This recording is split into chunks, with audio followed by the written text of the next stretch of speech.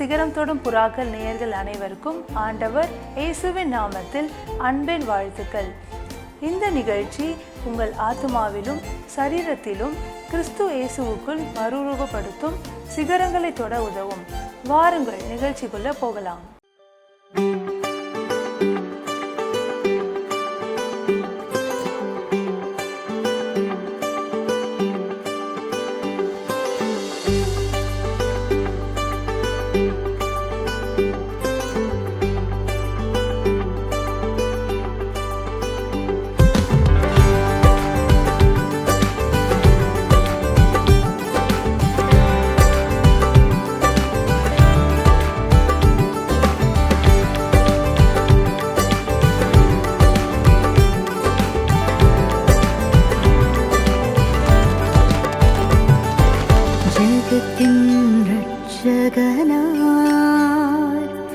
ஜெனித்தார் வெஞ்சோதியாக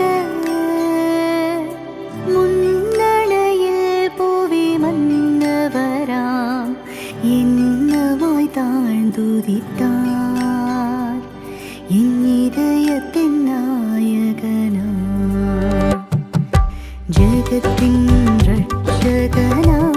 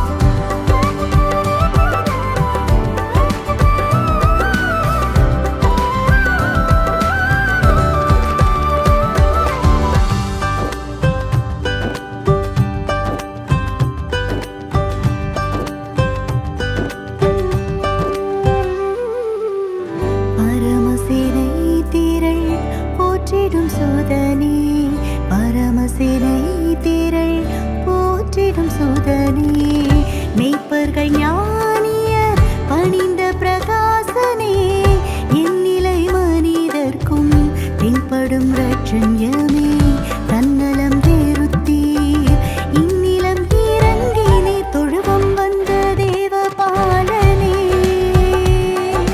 தொழுவோம் நித்தம் முந்தன் பாதமே தொழுவம் வந்த தேவ பாலனே தொழுவோம் நித்தம் முந்தன் பாதமே.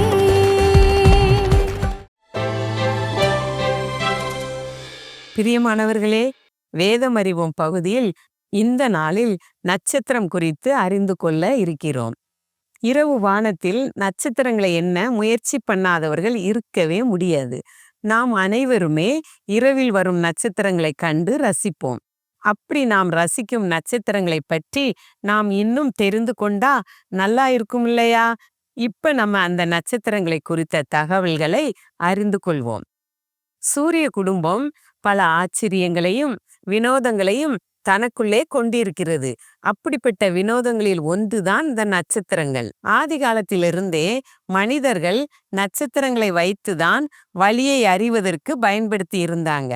நிலம், நீர், ஆகாயம் இந்த 3 மார்க்கமாய் பயணம் பண்ணுகிற மனிதர்களுக்கு இந்த நட்சத்திரங்கள் நல்ல வழிகாட்டியாக இருந்துள்ளது. இன்றைக்குள்ள நவீன அறிவியல் உலகில் GPS மாதிரியான பல நுட்பமான சாதனங்கள் வழி அறிவதற்கு இருந்தாலும் அமெரிக்கா, இங்கிலாந்து போன்ற நாடுகள்ல கப்பல் ஓட்ட பயிற்சி பெறும் மாலுமிகள், விமானப்படைகளில் பயிற்சி பெறுகிற பைலட் இவங்களுக்கெல்லாம் நட்சத்திரங்கள் வழிகாட்டுவதை குறித்தும் கற்றுக் கொடுக்கப்படுகிறது. இந்த தேர்வில் வெற்றி பெறாம அவங்களால பணியில சேர முடியாது. GPS என்று சொல்லப்படுகிற செயற்கைக்கோள் வழிகாட்டி எப்ப வேணா பழுதாகலாம். அப்படி இருக்கும்போது அவசர காலங்களில் உதவக்கூடியது இந்த நட்சத்திரம். வேதாகமத்தில் 51 முறை நட்சத்திரம் என்ற பதம் வருகிறது. வேதாகமத்தில் நட்சத்திரங்கள் சொல் அர்த்தமாகவும் அடையாள அர்த்தமாகவும் குறிப்பிடப்படுகிறது. எடுத்துக்காட்டாக சங்கீதம் 136:9 நட்சத்திரங்கள் பூமிக்கு ஒளி கொடுப்பதில் உதவுவதற்காக படைப்பாளர் இரவை ஆள சந்திரனையும் நட்சத்திரங்களையும் உண்டாக்கினார் என பார்க்கிறோம். மேலும் விசுவாசிகளின் தந்தையாகிய ஆபிரகாமோடு உடன்படிக்கை செய்கையில் கடவுள் சொன்னார், நீ வானத்தை அண்ணாந்து பார், நட்சத்திரங்களை எண்ண உன்னாலே கூடுமானால் அவைகளை எண்ணு என்று சொல்லி அவனை நோக்கி உன் சந்ததி இவ்வண்ணமாயிருக்கும் என ஆதியாகமம் 15:5 வாசிக்கிறோம். அப்போஸ்தலனாகிய பவுல் சூரியனுடைய மகிமையும் வேறு, சந்திரனுடைய மகிமையும் வேறு, நட்சத்திரங்களுடைய மகிமையும் வேறு, மகிமையிலே நட்சத்திரத்திற்கு நட்சத்திரம் விசேஷித்திருக்கிறது என 1 கொரிந்தியர் 15:14 எழுதுகிறார். இதன் மூலம் நட்சத்திரங்களிடையே வித்தியாசம் உண்டு என்பதை குறிப்பிடுகிறார். அதே சமயம் ஏராளமான இந்த நட்சத்திரங்களும் அவற்றின் மகிமையும் அவற்றின் சிருஷ்டிகருடைய கட்டுப்பாட்டு எல்லைக்கு புறம்பானவையாய் இல்லை. அவர் நட்சத்திரங்களின் லக்கத்தை எண்ணி அவைகளுக்கெல்லாம் பேரிட்டு அழைக்கிறார் என சங்கீதம் 147:4 வாசிக்கிறோம். மேலும் வேதாகமத்தில் நட்சத்திரங்கள் ஆட்களையும் ஆட்சியாளர்களையும் தேவதூதர்களையும் குறிப்பதற்காக பயன்படுத்தப்படுவதை காண்கிறோம். ஆதியாகமம் 37:9 யாக்கோபின் மகன் யோசேப்பு கண்ட ஒரு கனவில் அவனுடைய பெற்றோர் சூரியனாகவும் சந்திரனாகவும் அவனுடைய சகோதரர்கள் நட்சத்திரங்களாகவும் சித்தரிக்கப்படுகின்றனர். கானானை சேர்ந்த யாபின் ராஜாவின் சேனாதிபதி சிசேராவோடே நட்சத்திரங்கள் தங்கள் அயனங்களிலிருந்து யுத்தம் பண்ணின என நியாயாதிபதிகள் 5:20 எழுதப்பட்டுள்ளது. கிறிஸ்தவ சபைகளில் உள்ள நிலையற்ற ஆட்கள் மார்க்கம் தப்பி அலைகிற நட்சத்திரங்களுக்கு ஒப்பாக பேசப்படுகின்றனர் என யூதா 13 சபையின் உண்மை தன்மையுள்ள மூப்பர்களின் குழுக்களோ கிறிஸ்துவின் வலதுகரத்தில் உள்ள நட்சத்திரங்களாய் இருப்பதை வெளிப்படுத்தின விசேஷம் 1:20 வாசிக்கிறோம். தானியேல் 12:3 அநேகரை நீதிக்குட்படுத்துகிறவர்கள் நட்சத்திரங்களைப் போலவும் என்றென்றைக்கும் உள்ள சதா காலங்களிலும் பிரகாசிப்பார்கள் என குறிப்பிடப்பட்டுள்ளது. என்னாகமம் 24:17 ஒரு நட்சத்திரம் யாக்கோபிலிருந்து உதிக்கும் என்று இயேசு கிறிஸ்துவை குறித்து பிலேயாம் தீர்க்க தரிசனம் உரைத்தான். வேதாகமத்தில் குறிப்பிடப்பட்ட மிகவும் நன்கு அறியப்பட்ட நட்சத்திரங்களில் ஒன்று பெத்லெகேமிற்கு வழிகாட்டின நட்சத்திரம். ஆம், உலகத்தையே கலக்கிய நட்சத்திரம். பிரியமானவர்களே, நாமும் இந்த கிறிஸ்துமஸ் காலங்களில் சமுதாயத்தில் நம்பிக்கை இழந்த மக்களுக்கு நம்பிக்கையையும் அநீதி நிறைந்த இந்த உலகத்தில் நீதியின் வாழ்வு வாழ்வதற்கான வழிகாட்டும் நட்சத்திரங்களாகவும் வாழ்ந்து நீதி நிறைந்த புதிய சமுதாயம் உருவாக நம்மை அர்ப்பணிப்போம். கர்த்தர் தாமே அப்படிப்பட்ட கிருபைகளை தந்து நம்மை வழிநடத்துவாராக. பிரியமானவர்களே, என்னுடைய பேர் டெனிசா டேவிட்சன். நான் ஒரு சைக்கியாட்ரிஸ்ட், ஆக்லாந்து, நியூசிலாந்துலேருந்து பேசுகிறேன். போன 3 வாரங்களும் நம்ம ஸ்ட்ரெஸ் பற்றி பார்த்தோம். ஃபர்ஸ்ட் நம்ம பார்த்தோம் டாலரபிள் ஸ்ட்ரெஸ்னா என்னது, இன்டாலரபிள் ஸ்ட்ரெஸ்னா என்னது, டாக்ஸிக் ஸ்ட்ரெஸ்னா என்னது அப்படின்னு. டாக்ஸிக் ஸ்ட்ரெஸ் நம்மளை டேமேஜ் பண்ணலாம். டாலரபிள் ஸ்ட்ரெஸ் நம்மளுடைய ரெசிலியன்ஸ், அதாவது இன்னர் ஸ்ட்ரென்த்தை கூட்டலாம் அப்படின்னு பார்த்தோம். செகண்ட் நம்ம என்ன பார்த்தோம்னா டோசிங் அண்ட் ஸ்பேசிங். பெரிய ஸ்ட்ரெஸ் இருக்குன்னா எல்லாத்தையும் ஒரே நேரம் ஹேண்டில் பண்ண ட்ரை பண்ணாதீங்க. மற்றவங்களுக்கும் பெரிய ஸ்ட்ரெஸ்ஸை ஒரே நேரத்தில் கொடுக்காதீங்க.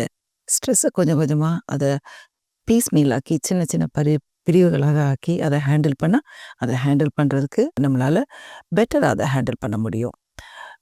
போன வாரம் நம்ம என்ன பார்த்தோம்னா நம்ம ஸ்டேட் ஆஃப் மைண்ட், அதாவது நம்ம மைண்டில் ஸ்ட்ரெஸ் லெவல் கூட கூட அது நம்மளுடைய ஃபங்க்ஷனிங்கை அஃபெக்ட் பண்ணும் அப்படின்னு பார்த்தோம்.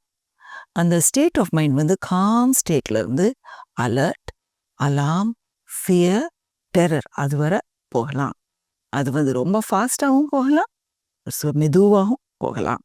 இப்போது அந்த ஸ்டேட் ஆஃப் மைண்ட் ஸ்ட்ரெஸ் கூட கூட நம்மளுடைய டாப் பிரெயின் ஷட் டவுன் ஆக ஆரம்பிக்கும். அதாவது ஸ்ட்ரெஸ் நம்ம பிரெயினை அப்சைட் டவுன் ட்ரையாங்கிள்னு இப்படி யோசிச்சுக்கிட்டிங்கன்னா, கீழே ஸ்ட்ரெஸ் ரெஸ்பான்ஸ் சென்டர், மேலே நம்மளுடைய திங்கிங், அதுக்கு கொஞ்சம் கீழே நம்மளுடைய இமோஷனல் சென்டர்ஸ் இருக்குது. இப்போ ஸ்ட்ரெஸ் ரெஸ்பான்ஸ் ஆக்டிவேட் ஆக ஆக நம்ம மூளை மேலேருந்து கீழே மெதுவாக ஷட் டவுன் ஆகுது. இப்போ ஃபர்ஸ்ட் வந்து இருக்கிறதுலே மேல் பாகம் ஷட் டவுன் ஆகும். அது வந்து உங்களுடைய திங்கிங், உங்களுடைய பிளானிங், க்ரியேட்டிவாக இருக்கிறது, லேர்னிங், அது எல்லாமே கண்ட்ரோல் பண்ணுறது. அதாவது நம்மளுடைய ஹோல் எக்ஸ்டர்னல் பிஹேவியரை கண்ட்ரோல் பண்ணுறது நம்மளுடைய எக்ஸிக்யூட்டிவ் ஃபங்க்ஷன் மேலே உள்ள பாகம். அதை ஷட் டவுன் பண்ணும்போது அந்த ஃபங்க்ஷன்ஸ் எல்லாமே அஃபெக்ட் ஆகும். அது மட்டுமல்ல, ஸ்பீச்சும் அஃபெக்ட் ஆகும். பார்த்துக்கோங்க, நம்ம ஸ்பீச் வந்து 2 சென்டர்ஸ் இருக்குது ஸ்பீச்சுக்கு பிரெயினில். மேலே கார்டெக்ஸ் பக்கத்தில் ஒன்று, கொஞ்சம் கீழே இமோஷனல் சென்டர் பக்கத்தில் ஒன்று. ஸோ கார்டெக்ஸ், அதாவது மேல் பகுதி பக்கத்தில் இருக்கிற ஸ்பீச் சென்டர் ஷட் டவுன் ஆகும்போது நம்மளுடைய ஸ்பீச் எப்படி ஆகும்னா உணர்ச்சி வசப்படுற ஸ்பீச்சாக நம்ம ஸ்பீச் இருக்கும். வேண்டாத வார்த்தைகளை பேசுவோம், வேண்டாத இமோஷன்ஸ், கோபமோ அந்த மாதிரி இமோஷன்ஸோடு பேசுவோம். கொஞ்சம் காமான பிறகு அது சரியாயிரும். அந்த காமான ஸ்டேட்டில் வந்த உடனே இது ஏண்டா இப்படி பேசணும் அப்படின்னு நம்ம யோசிக்கலாம். அதே மாதிரி மற்றவங்களும் உணர்ச்சி வசப்பட்டு பேசும்போது யோசித்துக்கோங்க, அவங்க பிரெயின் வந்து கொஞ்சம் ஷட் டவுன் ஸ்டேட்டில் இருக்குது. அதை பர்சனலாக நீங்கள் எடுக்காமல் அவங்கள கொஞ்சம் காம் ஆகிறதுக்கு அவங்களுக்கு ஸ்பேஸ் கொடுங்க. அவங்கள ரொம்ப புஷ் பண்ணாதீங்க. அவங்க காமான பிறகு அவங்க தானாக அதை வந்து ரிக்ரெட் பண்ணுவாங்க யூஸ்வலி. அதுக்கும் மேலே நம்ம ஸ்ட்ரெஸ் ரெஸ்பான்ஸ் கூடும்போது அடுத்த ஸ்பீச் சென்டர் கொஞ்சம் கீழே இருக்கிறது, இமோஷனல் சென்டருக்கு பக்கத்தில் இருக்கிறது, அதுவும் ஷட் டவுன் ஆகிடலாம். அதுவும் ஷட் டவுன் ஆகும்போது பேசுகிறதே கஷ்டமாக இருக்கும். அந்த மாதிரி ரொம்ப ஸ்ட்ரெஸ்டாக யாரும் பேச முடியாமல் இருக்கிறாங்கன்னா அவங்கள சொல்கிறதுக்கு புஷ் பண்ணாதீங்க. புஷ் பண்ணும்போது அவங்க ஸ்ட்ரெஸ் தான் கூடுமே ஒழிய பேச்சு வரும்னு சொல்ல முடியாது. ஸோ அவங்களுக்கு ஸ்பேஸ் கொடுங்க. அவங்க தனியாக போய் எங்கேயா உட்காரேன் அப்படின்னு சொல்கிறாங்கன்னா விட்டுருங்க. அவங்க போய் உட்காந்து கொஞ்சம் காம் ஆகிட்டு வரட்டும். இப்போ நீங்கள் அந்த மாதிரி ஒரு ஸ்டேட்டில் இருக்கிறீங்க, பேச முடியலை, ரொம்ப உணர்ச்சி வசப்பட்டு இருக்கிறீங்க, ரொம்ப கஷ்டமாக இருக்குது அப்படின்னா நீங்கள் வந்து முதல்ல போய் உங்கள் ஃபேஸை கழுவுங்க. இல்லைன்னா ஒரு வாக்கிங் போங்க. இல்லைன்னா ஒரு ராக்கிங் சேரில் கொஞ்சம் ராக் பண்ணி ஒரு மியூசிக் ஏதாவது கேளுங்க. உங்கள் மைண்டை டிஸ்ட்ராக்ட் பண்ணுங்கள். இந்த மாதிரி ஏதாவது ஒரு டெக்னிக் யூஸ் பண்ணி நீங்கள் முதல்ல உங்களை காமாக ஆக்கிவிட்ட பிறகு நீங்கள் பேசுங்க. அப்போது உணர்ச்சி வசத்தோடு வார்த்தைகள் வருது அப்படின்னா இன்னும் கொஞ்சம் காமாகுங்க. ஏன்னா நம்ம ரொம்ப உணர்ச்சி வசப்பட்டு பேசும்போது நம்ம சாதிக்க வேண்டிய காரியத்தை சாதிக்கிறது கஷ்டம். அது மட்டும் இல்லை, வேண்டாத விஷயங்களை கிளறி விட போகிறோம். அதனால் ரொம்ப உணர்ச்சி வசத்தோடு இருக்கும்போது நீங்கள் போய் முதல்ல உங்களை காம் பண்ணுங்க. அதுக்கப்புறம் நல்லா மூளை தெளிவாக கிளியராக இருக்கும்போது பேசாதீங்க. ஸோ இந்த சீரீஸில் ஒரே ஒரு டேக் ஹோம் நீங்கள் கொண்டு போனீங்கன்னா, அதாவது ரொம்ப ஸ்ட்ரெஸ்ஸாக இருக்கும்போது இன்னும் அதிகமாக அதில் ஸ்ட்ரெஸ்ஸை கூட்டக்கூடாது. ரொம்ப உங்களுக்கு ஸ்ட்ரெஸ்டாக இருக்குதோ, உங்களை சுற்றி வர்ற உங்கள் குடும்பத்தாருக்கோ, உங்கள் ஒர்க் காலீக்ஸ்க்கோ, உங்கள் ஃப்ரெண்ட்ஸ்க்கோ ஸ்ட்ரெஸ்டாக இருக்கும்போது ஸ்ட்ரெஸ்ஸை முதல்ல குறைங்க. ஆட்டோமேட்டிக்காக உங்களுடைய கம்யூனிகேஷன் இம்ப்ரூவ் ஆகும், உங்களுடைய ஃபங்க்ஷன் இம்ப்ரூவ் ஆகும். ஜெபம் பண்ணுவோமா? அன்புள்ள ஆண்டவரே, ஒவ்வொரு நாளும் கர்த்தாவே, எங்கள் வாழ்க்கையிலோ எங்களை சுற்றி இருக்கவர்கள் வாழ்க்கையிலோ கர்த்தாவே ஸ்ட்ரெஸ்ஸஸ் வரும்பொழுது ஆண்டவரே, எங்களுக்கு அந்த ஸ்ட்ரெஸ்ஸை குறைக்க, அதிலே டுவெல் பண்ணாமல் இருப்பதற்கு கர்த்தாவே நீர் கிருபை தாரும் ஆண்டவரே. எங்களுக்கு ஞானத்தை தாரும், பொறுமையை தாரும் ஆண்டவரே, அன்பை தாரும், பணிவை தாரும். எங்கள் வாழ்க்கையில் கர்த்தாவே நீர் இறங்கி உங்களுடைய இந்த கேரக்டரிஸ்டிக்ஸை தான் சுவாமி எங்களுக்கு நீர் தாரும். ஒவ்வொரு நாளும் நாங்கள் உம்முடைய முகத்தை பார்த்து கர்த்தாவே உண்மையில் எங்கள் வருத்தங்களையும் பாரங்களையும் எல்லாவற்றையும் உம்முடைய கரங்களில் நாங்கள் கொடுத்து விட்டு கர்த்தாவே உம்மை நம்பி நாங்கள் ஒவ்வொரு நாளையும் கடந்து செல்ல நீர் எங்களுக்கு கிருபை தாரும். இயேசுவின் மூலம் ஜெபம் கேளும் ஜீவனுள்ள பிதாவே, ஆமென். சிகரம் தொடும் புறாக்கள் என்ற பெண்களுக்கான பிரத்யேக நிகழ்ச்சி மூலம் உங்களை சந்திப்பதில் பெரும் மகிழ்ச்சி அடைகிறேன். இந்நிகழ்ச்சி உங்களுக்கு ஆசீர்வாதமாக இருக்கும் என கர்த்தருக்குள் விசுவாசிக்கிறேன். இந்த நாளிலே நாம் தேவன் அருளிய சொல்லி முடியாத ஈவு என்ற தலைப்பின் கீழ் சிந்திக்க இருக்கிறோம். 2 கொரிந்தியர் 9:15 சொல்கிறது, தேவன் அருளிய சொல்லி முடியாத ஈவுக்காக அவருக்கு ஸ்தோத்திரம். இந்த வசனத்தின் ஒவ்வொரு பதமும் மிக உன்னதமானது. இந்த வசனத்தின் அடிப்படையில் 3 காரியங்களை நாம் பார்க்க இருக்கிறோம். முதலாவது தேவன் அருளியது, இரண்டாவது சொல்லி முடியாதது, மூன்றாவது ஈவு. இந்த 3 குறிப்புகளையும் நாம் பார்க்க இருக்கிறோம். முதலாவது தேவன் அருளியது என்று நாம் பார்க்கும் பொழுது தேவன் எதை அருளினார் என்று நாம் பார்க்க வேண்டும். யாக்கோபு 1:17 சொல்கின்றது, நன்மையான எந்த ஈவும் பூரணமான எந்த வரமும் பரத்திலிருந்து உண்டாகி சோதிகளின் பிதாவினிடத்திலிருந்து இறங்கி வருகிறது. அவரிடத்தில் யாதொரு மாறுதலும் யாதொரு வேற்றுமையின் நிழலும் இல்லை. இந்த வசனம் தேவன் அருளும் ஈவு எப்படிப்பட்டது என்று 2 காரியங்களை நமக்கு கற்றுக் கொடுக்கிறது. முதலாவது நாம் பார்க்கும் பொழுது தேவன் அருளும் ஈவு நன்மையானது, குட் என்று சொல்லி நாம் பார்க்கிறோம். ரெண்டாவது நாம் பார்க்கும் பொழுது தேவன் அருளும் ஈவு பூரணமானது, பெர்ஃபெக்ட் என்று சொல்லி பார்க்கிறோம். அப்போது இந்த குட் அண்ட் பெர்ஃபெக்ட் கிஃப்ட் எப்போதுமே மனிதர்களிடத்திலிருந்து உண்டாகாது, வராது. அது பரத்திலிருந்து மாத்திரமே வரும். குட் அண்ட் பெர்ஃபெக்ட் கிஃப்ட் பரலோகத்திலிருந்து வரும்.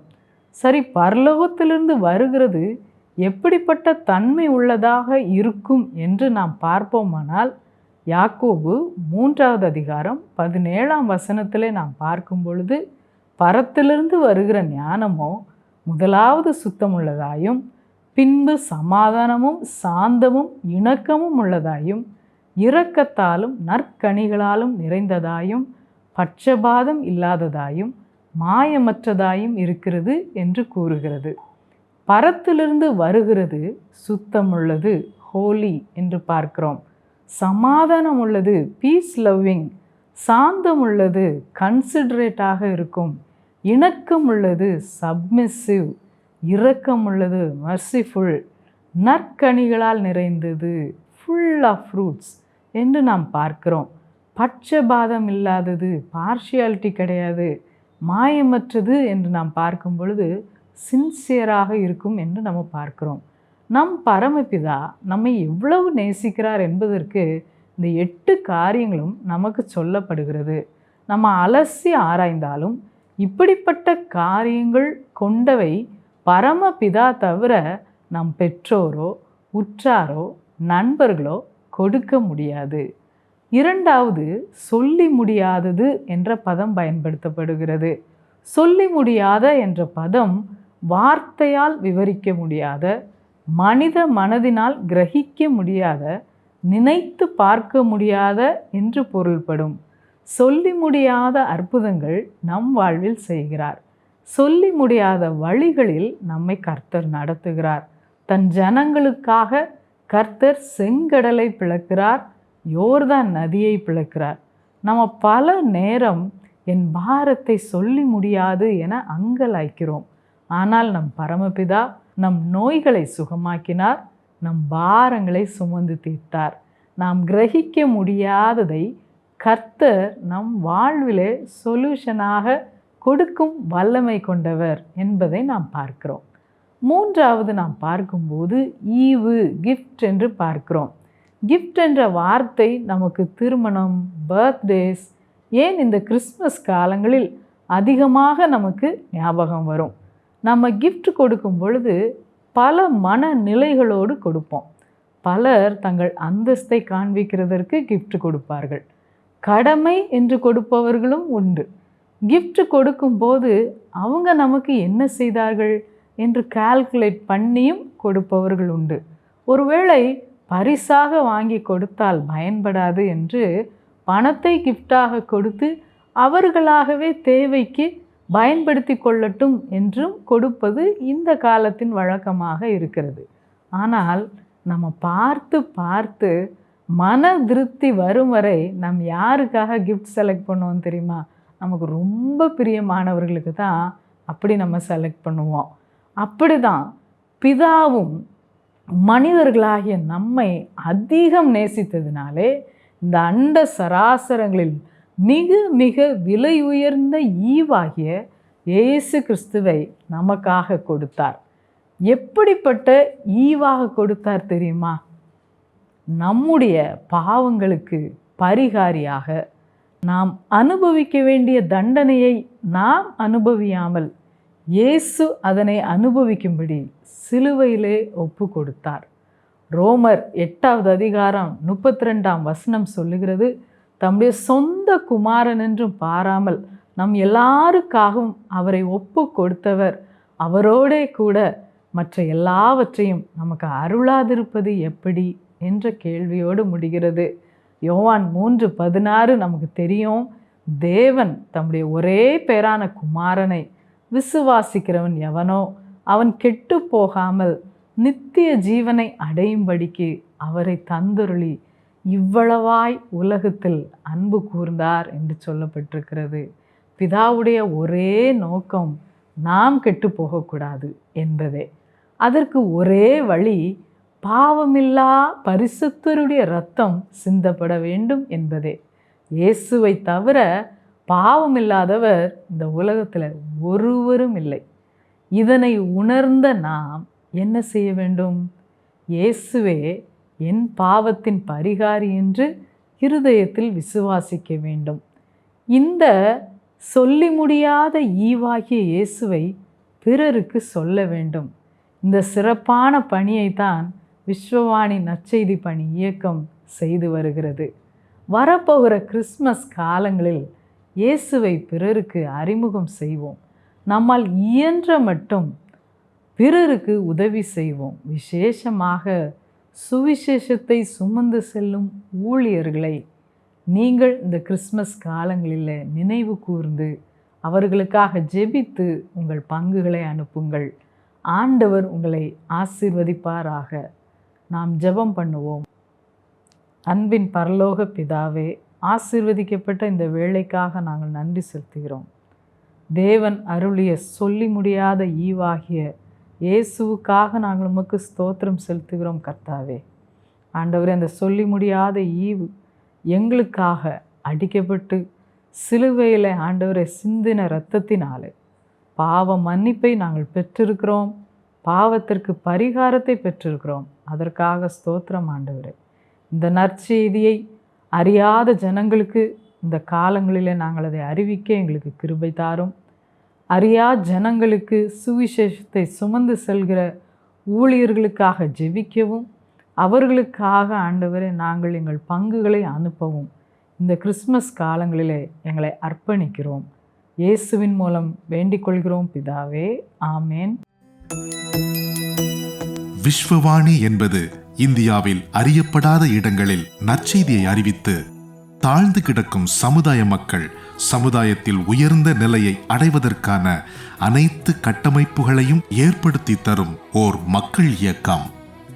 குடி, விபச்சாரம் என மனிதர்களை அழித்தொழிக்கும் பாவங்களிலிருந்து அவர்கள் நிலையான விடுதலையை பெற்றுக்கொள்வதற்கான வழிமுறைகளை அறிவித்து கல்வி அறிவு புகட்டி கைத்தொழில்களை கற்பித்து சமுதாயத்தின் சக மனிதர்களைப் போல அவர்களும் தலை நிமிர்ந்து வாழ வழி செய்யும் ஓர் அன்பின் ஐக்கியம். ஒரு கிராமத்தை பொறுப்படுத்து மாதந்தோறும் 4000 ரூபாய் அன்பின் ஈகையாக கொடுப்பதின் மூலம் ஓர் சமுதாயம் நம் கண்முன்னே மலர்வதை நீங்கள் பார்க்க முடியும். அவர்கள் ஆராதிக்கவும் தங்கள் சமுதாய மறுமலர்ச்சிக்கான திட்டங்களை தீட்டவும் ஓர் ஆராதனை கூடத்தை ஏற்படுத்தி தருவதற்கு எங்களை நீங்கள் தொடர்பு கொள்ளலாம். சிறுவர்களுக்கான கல்வி செலவை ஒவ்வொரு மாதமும் ரூபாய் 1500 கொடுப்பதின் மூலம் பொறுப்பெடுக்கலாம். இந்திய தேசத்தின் வலிமையான கிராமங்களை உருவாக்க, அடிமைத்தனங்கள் இல்லாத சமுதாயத்தை கட்டமைக்க அன்பின் இதயங்களாக நாம் ஒன்று சேர்ந்து உழைப்போம். ஆண்டவர் உங்களை ஆசீர்வதிக்கட்டும். கூடுதல் தகவல்களுக்கும் அன்பின் தொடர்புகளுக்கும் நீங்கள் தொடர்பு கொள்ள வேண்டிய தொலைபேசி எண்கள் திரையில் காண்பிக்கப்படுகின்றன. உங்கள் அன்பின் ஈகைகளை ஆன்லைன் பரிவர்த்தனை மூலம் செலுத்த வங்கி கணக்கு எண்களும் கீழே தரப்படுகின்றன. பிரத்யேகமாக தரப்பட்டிருக்கும் QR கோடையும் நீங்கள் ஸ்கேன் பண்ணிக் கொள்ளலாம். உங்கள் ஜெபங்களாலும் ஈகைகளாலும் இந்தியாவை ஆசீர்வதிக்கும் உங்களை ஆண்டவர் அளவில்லாமல் ஆசீர்வதிப்பாராக. மாம்சமும் இரத்தமும் கொண்ட மனோவுக்காய் மாம்சமும் இரத்தமும் கொண்ட மனுவுக்காய் மனுவுரு எடுத்தீர், மனிதனாய் பிறந்தீர். அகிலத்தின் வெளிச்சமே, இரக்கத்தின் ஐஸ்வர்யமே, கிருபாசனரே, அருணோதயமே, தொழுவம் வந்த தேவ பாலனே, தொழுவோம் நித்தம் முந்தன் பாதமே, தொழுவம் வந்த தேவ பாலனே, தொழுவோம் நித்தம் முந்தன் பாதமே.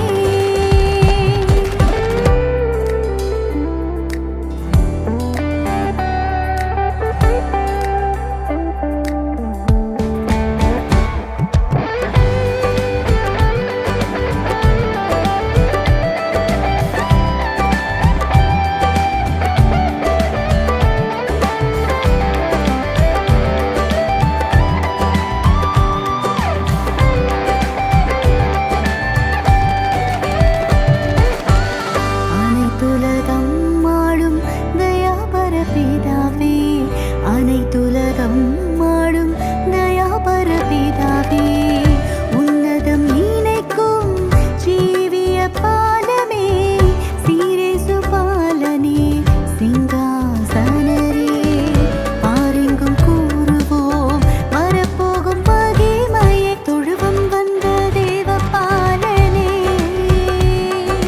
தொழுவோம் நித்தம் முந்தன் பாதமே, தொழுவம் வந்த தேவ பாலனே, தொழுவோம் நித்தம் முந்தன் பாதமே. ஜெகத்தின் இரட்சகனார் ஜெனித்தார் பெண் ஜோதியாக, முன்னணையில் புவி மன்னவராம் என்னமாய் தாழ்ந்துதித்தார், என் இதயத்தின் நாயகனார்.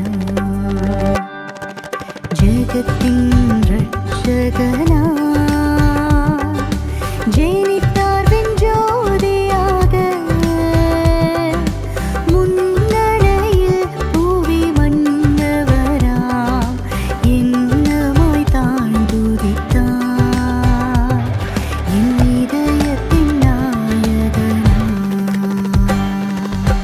இந்த நிகழ்ச்சி உங்களுக்கு மிகவும் ஆசீர்வாதமாக இருந்திருக்கும் என்று விசுவாசிக்கிறோம். விஸ்வவாணி நற்செய்தி பணி இயக்கத்தை பற்றி அறிந்து கொள்ளவும் உங்கள் ஜெப தேவைகளுக்கும் திரையில் காணும் எண்கள் மூலமாக எங்களோடு தொடர்பு கொள்ளுங்கள். மீண்டும் மற்றொரு நிகழ்ச்சி மூலம் உங்களை சந்திக்கும் வரை ஆண்டவர் தாமே உங்களை அளவில்லாமல் ஆசீர்வதிப்பாராக.